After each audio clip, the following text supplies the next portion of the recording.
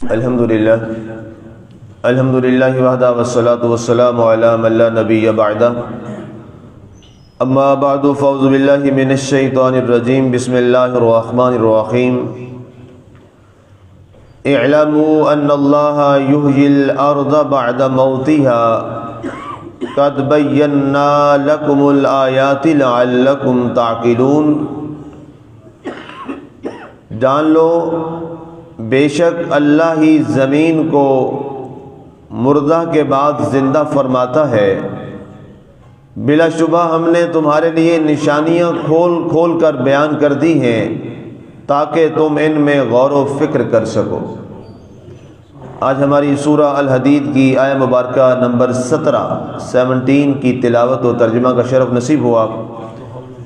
سامعین، گزشتہ آیہ مبارکہ میں ہمارا درس قرآن اس حوالے سے چل رہا تھا کہ اے ایمان والو، کیا ابھی وہ وقت نہیں آ پہنچا کہ تمہارے دل خشوع اور خضوع کے ساتھ اللہ کے حضور جھک جائیں؟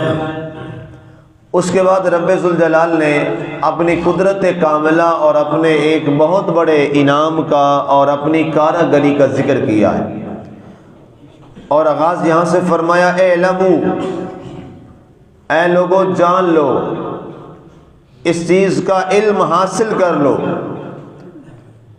وَاعْلَمُوا یا اعلموا کے یہ الفاظ قرآن میں آپ کو کئی جگہ پر ملیں گے جن میں علم حاصل کرنے کی جو ترغیب ہے وہ دی گئی ہے۔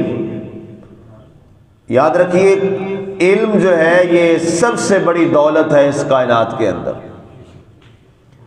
اللہ تعالیٰ نے جتنے انبیاء کرام علیہ السلام کو بھیجا، اللہ نے انہیں صاحب مال سب کو نہیں کیا، لیکن اللہ نے صاحب علم سب کو کیا۔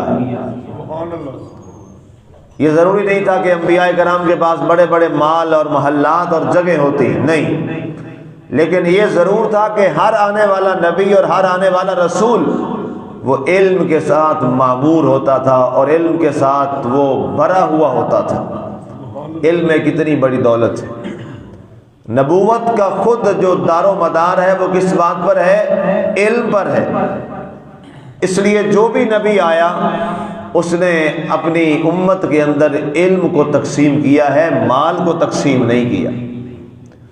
اور آخری نبی خاتم الانبیاء محبوب خدا جناب محمد مصطفیٰ صلی اللہ علیہ وآلہ وسلم نے اپنی جو وراثت چھوڑی ہے وہ علم چھوڑا ہے، اور آپ نے فرمایا نحنو معاشر الانبیاء لا نورث ولا نورث ما ترکنا فہو صدقہ العلماء ورثۃ الانبیاء۔ فرمایا ہم نبیوں کی جو جماعت ہیں، ہم نہ وارث کرتے ہیں نہ وارث بناتے ہیں، ہم جو چھوڑ جائیں جو کچھ مال و زر ہو وہ فرمایا سارا صدقہ ہوتا ہے امت کے لیے، اور علماء انبیاء کے وارث ہیں۔ فرمایا جو ہماری وراثت ہے وہ کیا ہے؟ وہ علم ہے۔ اس بنیاد پر علم کو بڑی اہمیت دی گئی ہے۔ اللہ نے قرآن پاک میں ارشاد فرمایا هل يستوي الذين يعلمون والذين لا يعلمون، کیا علم والے اور بے علم برابر ہو سکتے؟ فرمایا نہیں۔ یہ اللہ کی قرآن پاک میں آیت مبارکہ ہے۔ دوسرے کا پھر فرمایا والذین اوتوا العلم درجات، ہم نے جنہیں علم عطا فرماتے ہیں انہیں باقی مخلوق پر سب سے اعلیٰ درجہ عطا فرما دیتے ہیں، کیونکہ علم ہی سب سے زیادہ اچھا ذریعہ ہے معرفت الہی کا۔ اگر اللہ کو پہچاننا ہے تو اس کی جو پہلی سیڑھی اور پہلا زینہ ہے وہ کیا ہے؟ وہ علم ہے۔ اس لیے یہاں پر آغاز ہوا اعلموا، اور اس آیت کا جو اختتام ہے وہ بھی اسی بات پر ہوگا کہ اللہ تعالیٰ کی بارگاہ کو پہچاننے کے لیے اور اس کائنات میں اللہ تعالیٰ کے جلووں کو دیکھ کر ہی آپ اللہ کی ذات کی معرفت حاصل کر سکتے ہیں، اور وہ کیسے ہوگا؟ وہ علم کے ساتھ ہوگا۔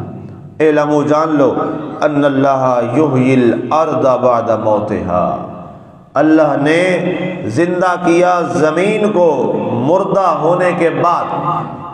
زمین بنجر تھی، ویران تھی، یہ اس کی مردگی ہے، ویران ہے، بنجر ہے، جس کے اوپر کچھ نہیں ہے، چٹیل میدان ہے، خالی ہے، لیکن فرمایا یحیی الارض بعد موتها، اس کی موت کے بعد اللہ نے زمین کو زندہ کیا۔ زمین کو زندہ کیسے کیا؟ آسمان سے بارش نازل فرمائی، زمین پر پانی اترا اور اس کے بعد یہاں پر مختلف قسم کی چیزیں اگنے لگی۔ یہ پانی کی جو سسٹم ہے، جدید نظام ہے، یہ تو بڑے بعد میں آئے۔ اللہ نے اس سے پہلے دنیا میں سبزہ اگانے کے لیے، اناج اگانے کے لیے، لوگوں کو، انسانوں کے لیے، جانوروں کے لیے خوراک تیار کرنے کے لیے اللہ نے آسمان سے بارش نازل فرمائی، اور بارش نازل ہونے کے بعد یہ زمین جو چٹیل میدان تھا، یہاں پر ہرے بھرے کھیت لہرانے لگے، اور یہاں پر سبزہ جو ہے ہر طرف اگنے لگا، اور یہ بنجر زمین ایک بار پھر انسانوں اور جانوروں کے لیے خوراک کا ذریعہ بن گیا۔ آج اس 2021 کے زمانے تک بھی ابھی بھی کئی چولستان کے تھل کے ایسے علاقے ہیں جہاں پر اب بھی چنے جو ہیں وہ بارش کے ذریعے ہی اگتے ہیں اور لوگوں کی سال کی روزی بنتی۔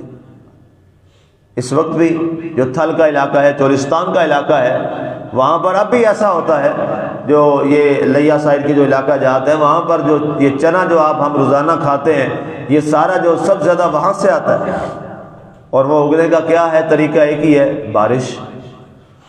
ایک دو بارشیں ہو جاتی ہیں اور اس کے لیے وہ فصل کے لیے وہ کافی ہو جاتی۔ تو اللہ فرماتا ہے کہ ہم نے ایسے زندہ کیا ہے زمین کو، اور اس کے علاوہ اور زمین پہ دیکھیے، ہمارے کھانے کے لیے، ہمارے پینے کے لیے اللہ تعالیٰ نے دونوں کھانے اور پینے کا جو ذریعہ ہے وہ اللہ نے زمین کو بنایا ہے۔ ہماری سب سے بنیادی ضرورت پانی ہے۔ پانی کہاں سے نکلتا ہے؟ زمین سے نکلتا ہے۔ اور اللہ کا نظام دیکھیں، زمین ہے، مٹی ہے، لیکن اس سے نکلنے والا پانی کتنا خوبصورت، صاف ستھرا۔ انسان اس کو خراب کر دے یہ تو الگ بات ہے، ہم انسانوں نے خراب کر دیا ہے کافی حد تک، یہ ہم نے خراب کیا ہے، لیکن رب تعالیٰ نے پانی کو صاف ستھرا ہی رکھا ہے۔ رب ذوالجلال نے زمین میں جو پانی رکھا ہے وہ بڑا صاف ستھرا ہے اور ہماری صحت کے لیے بہت اچھا ہے۔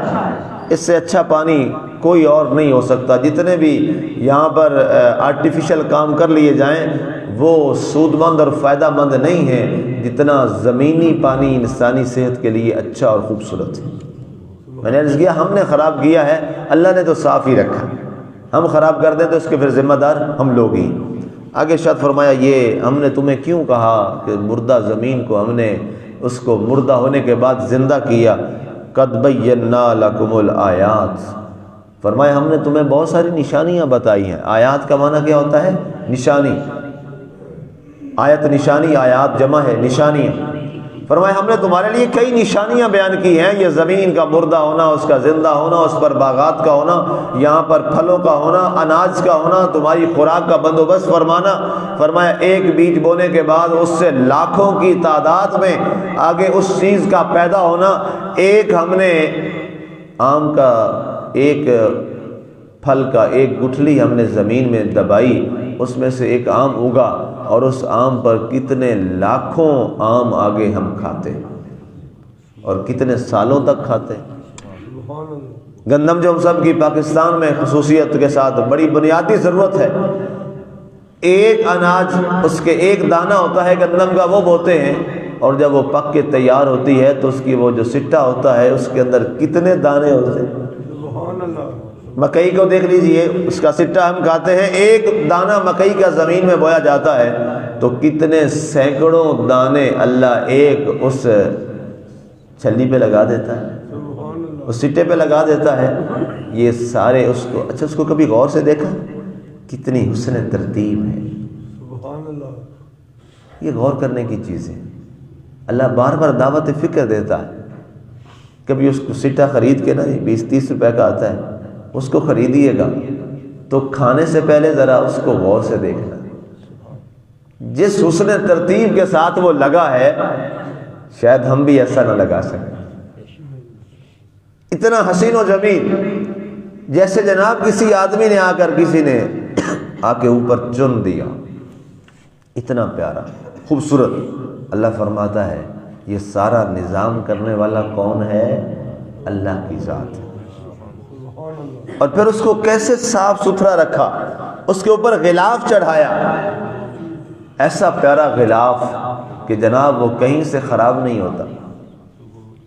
یہ ساری نشانیاں یہ گواہی دیتی ہیں کہ یہ مکئی جو تھی اس کو یا گندم یا جو بھی باغ کے اندر پھل باغات گلستان جو کچھ ہے، جو بھی آپ مثال لے لیں، یہ ساری ترتیب دینے والی کون سی ذات ہے؟ اللہ تعالیٰ کی ذات، اللہ کی ذات ہے۔ آگے فرمایا یہ ہم اس لیے بیان کرتے ہیں لکم الآیات لعلکم تعقلون، تاکہ تم غور اور فکر کرو۔ قرآن ہمیں بار بار دعوت فکر دیتا ہے۔ میں نے بہت پہلے ایک جملہ عرض کیا تھا کہ فکر جو ہے یہ ذکر سے افضل ہے۔ فکر ذکر سے افضل اس لیے ہے کہ فکر کی بنیاد پر ہم اللہ کی معرفت حاصل کرتے ہیں۔ اور اگر خدا نخواستہ انسان ذکر کرتا رہے اور کبھی غور و خوض ہی نہ کرے اور اس بارے سوچے ہی نہ، تو پھر یہ بڑا خطرناک معاملہ ہے۔